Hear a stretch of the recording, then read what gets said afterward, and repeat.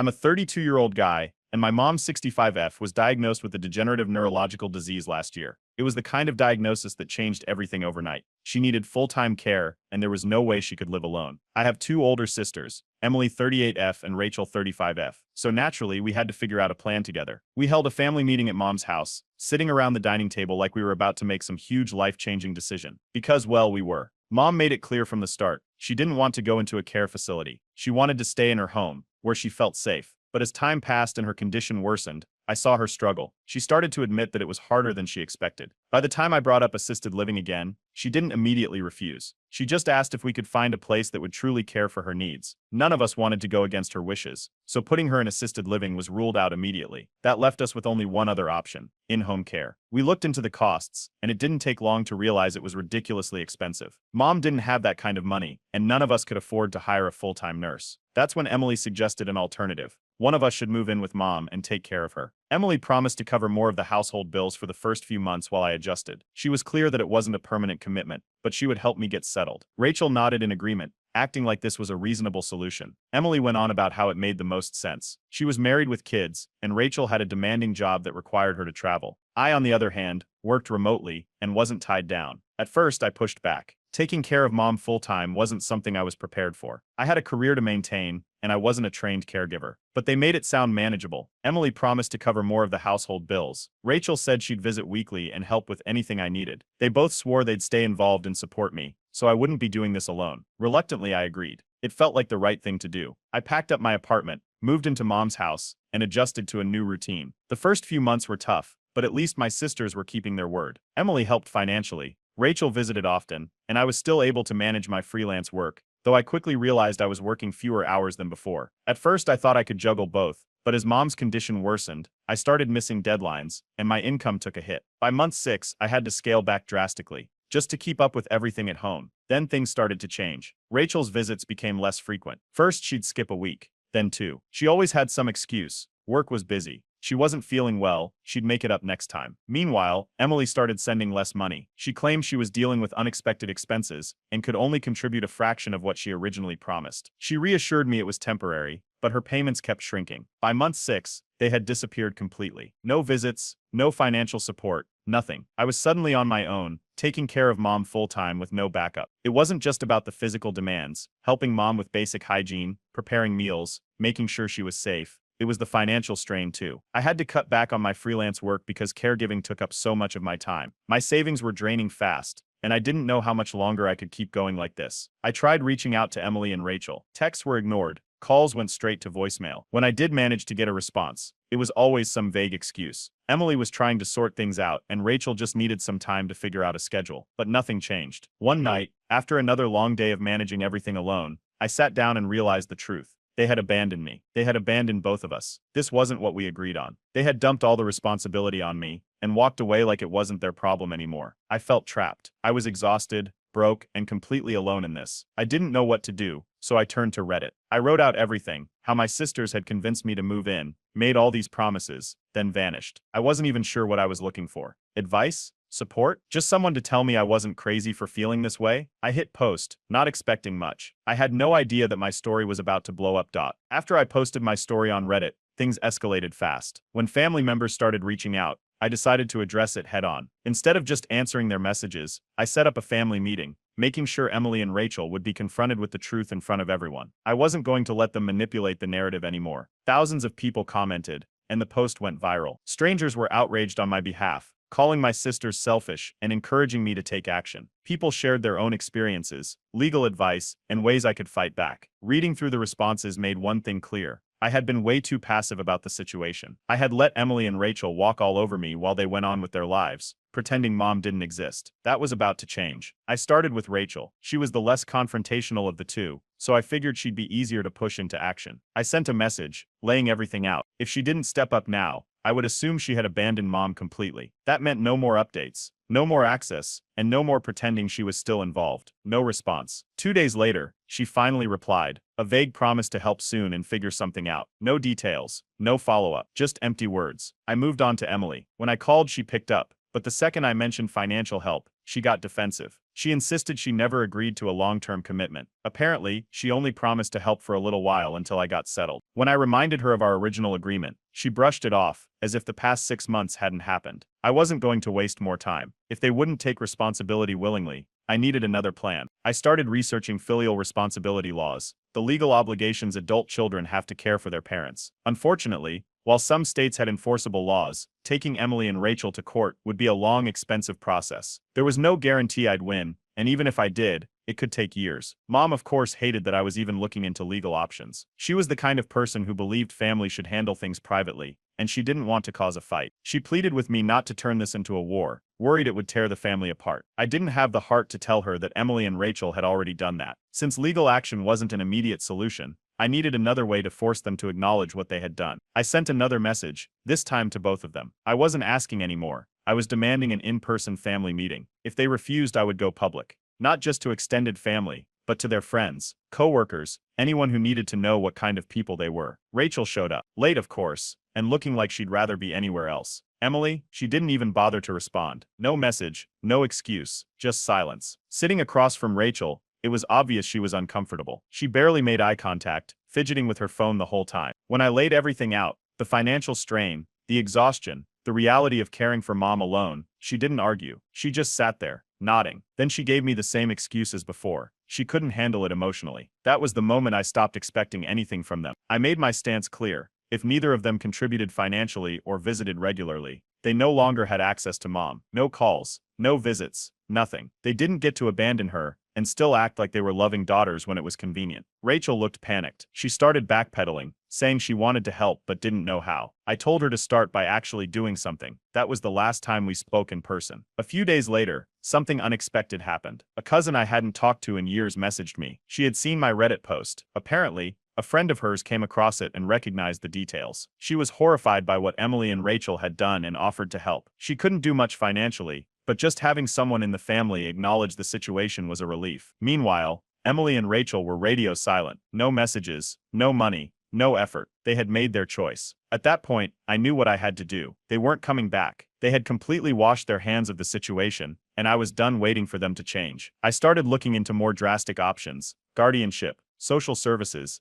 anything that would take some of the burden off my shoulders. If my sisters wouldn't help, I would find a way to force them to. Months passed, and things only got worse. I was running out of money fast. Between groceries, utilities, and Mom's medical needs, my savings had taken a massive hit. Cutting back on work to be a full-time caregiver meant I wasn't making nearly enough to cover everything. The stress was building, and I knew I couldn't keep going like this. I started looking for outside help. I contacted adult social services, hoping Mom might qualify for some kind of government-funded care. They asked for financial records, income details, and any contributions from family members. That's when I discovered Emily had removed her name from Mom's financial responsibilities. At first, I thought it was a mistake, maybe a bank error or something I had missed, but after digging through paperwork, it was all there. Emily had officially cut ties. She had quietly withdrawn from everything, making sure she had no financial obligation toward Mom without even telling me. I grabbed my phone and messaged her. No response. I tried again, this time more direct. Nothing. She had completely ghosted me. Then, out of nowhere, Rachel called. Her voice was shaky, and it didn't take long before she broke down. She admitted Emily had convinced her to step back and let me handle everything. According to Emily, if they kept helping, I'd never figure something out and would just keep relying on them. This wasn't just neglect. They had planned this from the start. They knew I would struggle. They knew I wouldn't be able to handle it alone, and they didn't care. I needed a plan. I set up a meeting with a lawyer to go over my options. He explained that while filial responsibility laws could technically force them to contribute, enforcing it would be a nightmare. Lawsuits like this could drag on for years, and there was no guarantee a judge would rule in my favor. A few days later, Emily finally responded, but it wasn't an apology. I never signed up to be a caretaker. You made your choice.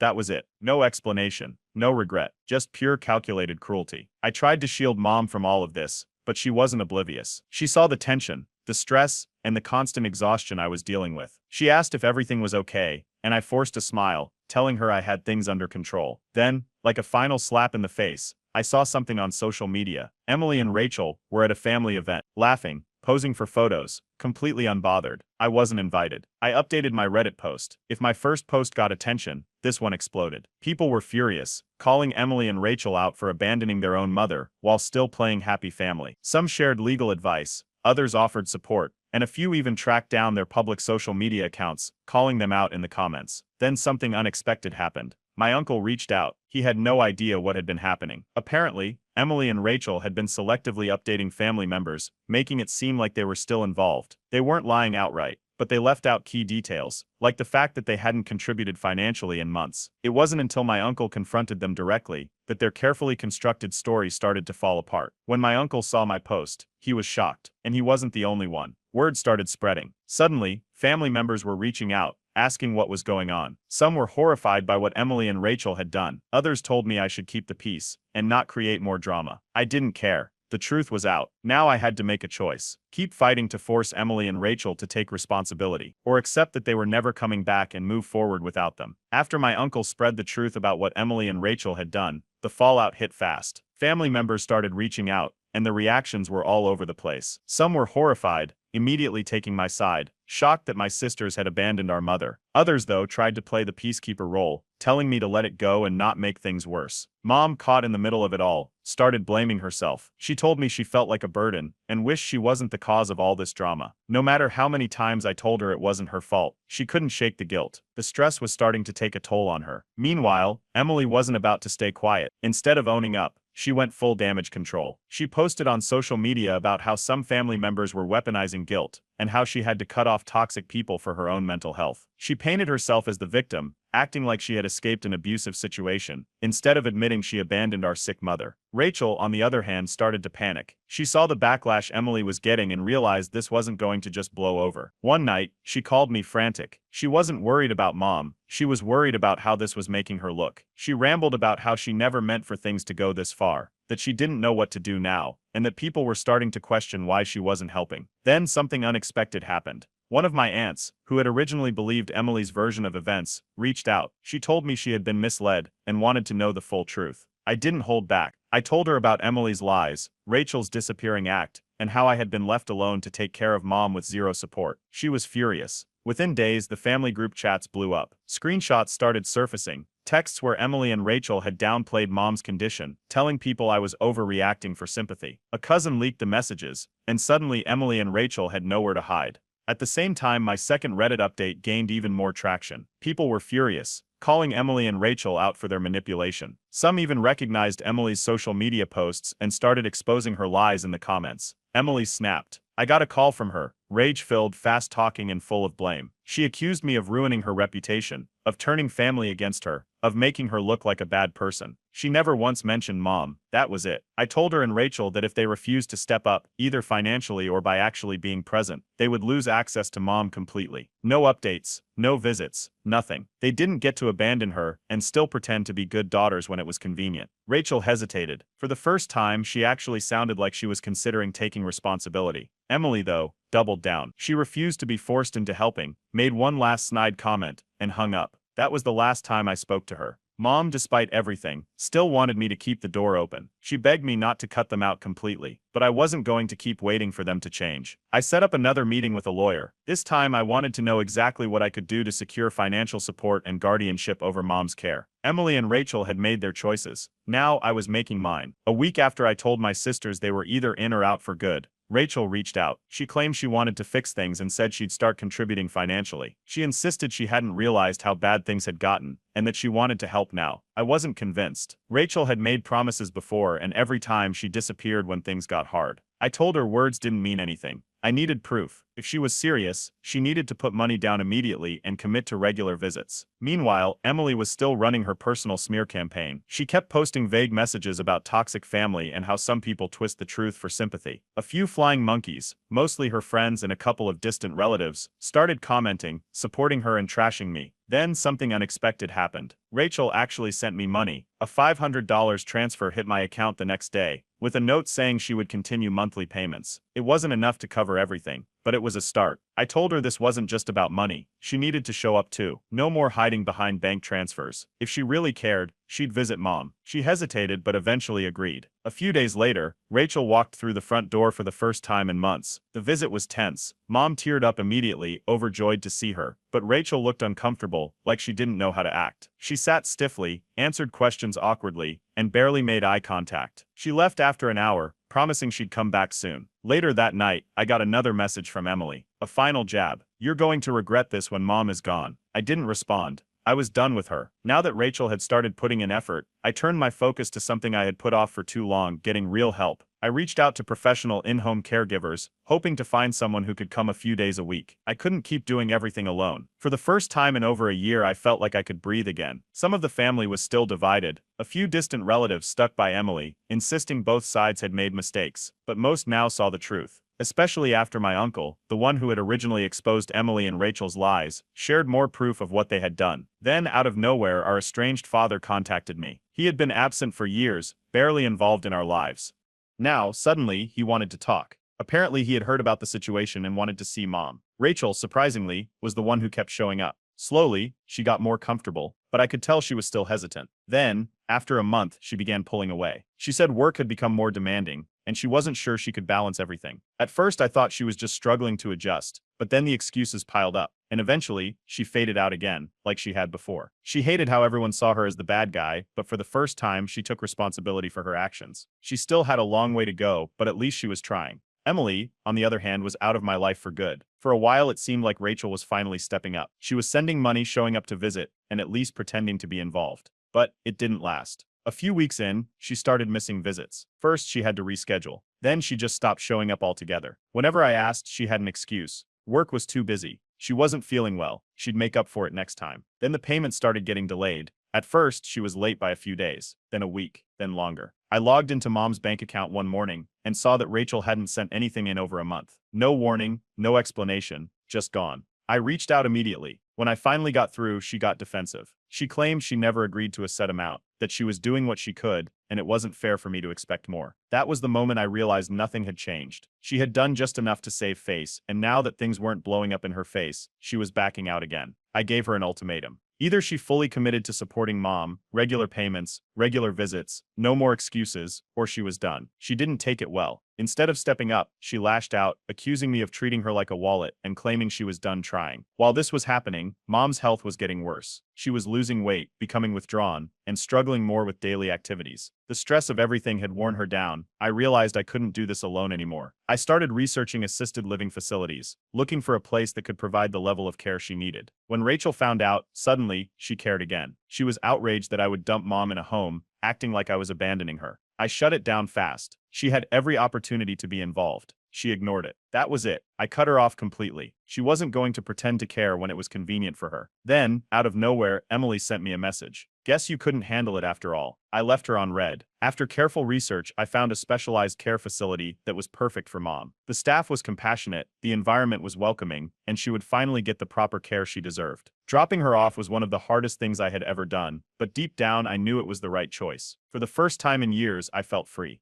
No more begging my sisters for help. No more waiting for them to change. Mom was safe, and I was finally able to start rebuilding my life without them. After placing mom in assisted living, the family reactions were split. Some relatives supported me, understanding that I had done everything I could. Others, including Emily and Rachel, were outraged, despite the fact that they had done absolutely nothing to help. Rachel, who had distanced herself for months, suddenly panicked when people started questioning her. She scrambled to defend herself, claiming she had always wanted to help but hadn't been given the chance. But when I asked her to step up now, she still hesitated, proving that her concern was never about mom, it was about how she looked to others. She made it sound like I had dumped mom in a facility just because I didn't want to deal with her anymore. Emily took it even further. She posted on Facebook, writing about people who pretend to be good but abandon their responsibilities. A not-so-subtle dig at me. A few of her friends jumped in, offering support, while some distant relatives took her side without bothering to ask me what really happened. Meanwhile, mom was adjusting. The first week was tough. She was disoriented, confused, and emotional about the transition. But after a few days, things started getting better. The staff took great care of her. She had access to professionals who could help her, and she wasn't alone 24/7 anymore. She started socializing with other residents, eating better, and even laughing more. Then, the lies started falling apart. One of my aunts, who had been quietly helping me financially, had enough. She called out Rachel and Emily publicly, pointing out that they had done nothing while I had been the only one stepping up. That's when a cousin leaked screenshots. In the messages, Rachel admitted that she was relieved I had taken over because it meant she didn't have to deal with it. She literally told people she was glad I was handling everything, and now she was trying to rewrite history and play the victim. The moment those messages went public, Rachel went silent. She stopped engaging in family group chats, ignored comments calling her out, and vanished from social media for a while. Emily, on the other hand, doubled down. Instead of admitting she had abandoned Mom, she started saying she had every right to walk away and that she had made the decision for her own mental health. When I visited Mom, she surprised me. She told me she was proud of me and that she didn't blame me for anything. She said she knew I had done everything I could, and that she didn't want me to carry guilt over Emily and Rachel's choices. Then, out of nowhere, Rachel sent me a text. It was a half-hearted apology, saying she didn't mean to make things harder, but she still refused to take responsibility for anything. I told her I wasn't interested in fake apologies. I needed actions, not words. She never replied. A few days later, Emily sent one final sarcastic message. Feel like a hero now? I ignored it.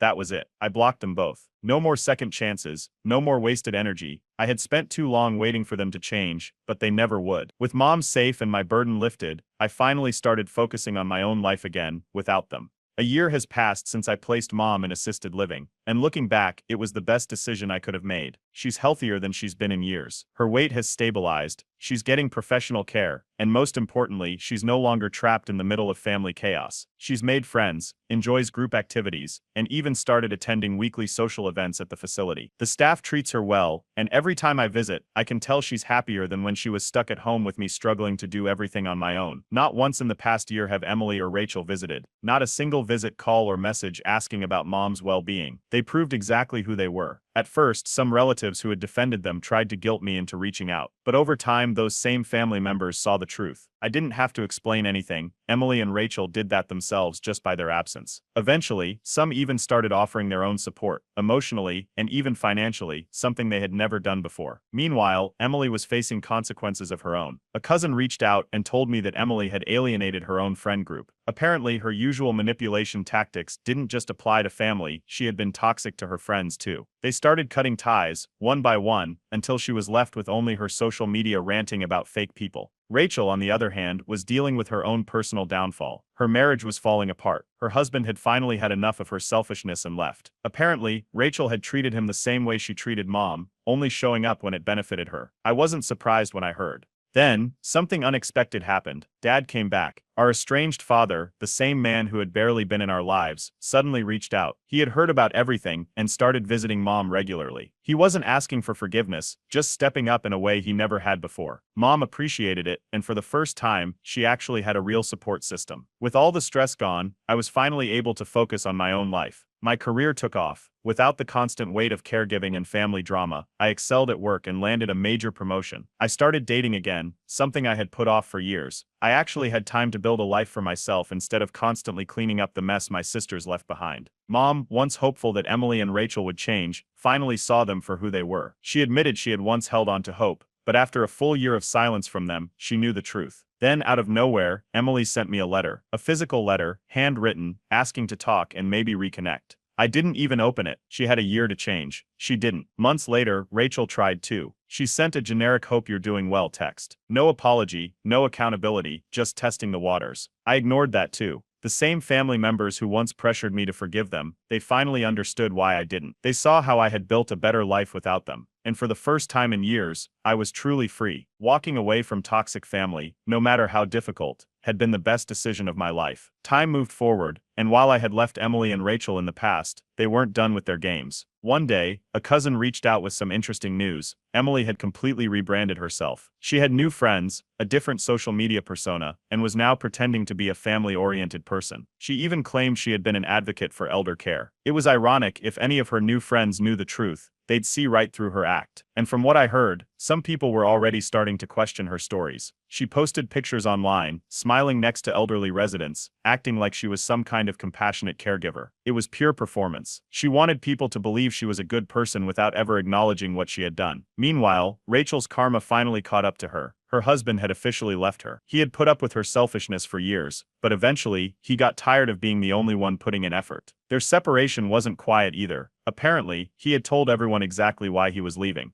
Then just when I thought I'd heard the last from Rachel, she reached out again. This time, she wasn't pretending to be friendly. She was going through a tough time, struggling with the divorce, and wanted me to be there for her. I didn't hesitate. I reminded her that she wasn't there for mom when it mattered, that when I needed help, she was too busy making excuses. She had already made her choices. I wasn't interested in fixing things. Not long after, Emily had another public meltdown. She made yet another cryptic social media post, complaining about family holding grudges for no reason. The people who still believed her chimed in with support, but more and more people started calling her out. She was losing control of the narrative. Then mom's 66th birthday came. We celebrated at her facility with friends, staff, and some supportive family members. She was happy, laughing, and surrounded by people who actually cared about her. Emily and Rachel, they didn't even acknowledge it. No call, no message, nothing. And that's when my aunt finally had enough. She saw Emily's latest post and publicly called her out. She laid everything out, the lies, the neglect, the way Emily had twisted the truth to make herself look like the victim. Emily deleted the post within an hour. Mom, for her part, was completely done with them. She told me she didn't care if they ever visited again. She was happy with the people who actually showed up, and that was all that mattered. That was when I realized I didn't think about my sisters anymore. Unless someone brought them up, they didn't even cross my mind. And then Emily made one last desperate attempt. She sent me a social media friend request. No message, no apology, just acting like nothing had ever happened. I declined. No explanation, no second thought, just rejection. With that, I finally felt completely free. I started seriously dating again, something I had been too exhausted to do before. I was excelling at work. For the first time in years, my life was my own. Emily and Rachel had burned every bridge they had. Their lies caught up with them, and now they were the outsiders. At the end of the day, family isn't about blood, it's about actions. Mom was safe, I was thriving, and Emily and Rachel were nothing more than a distant memory.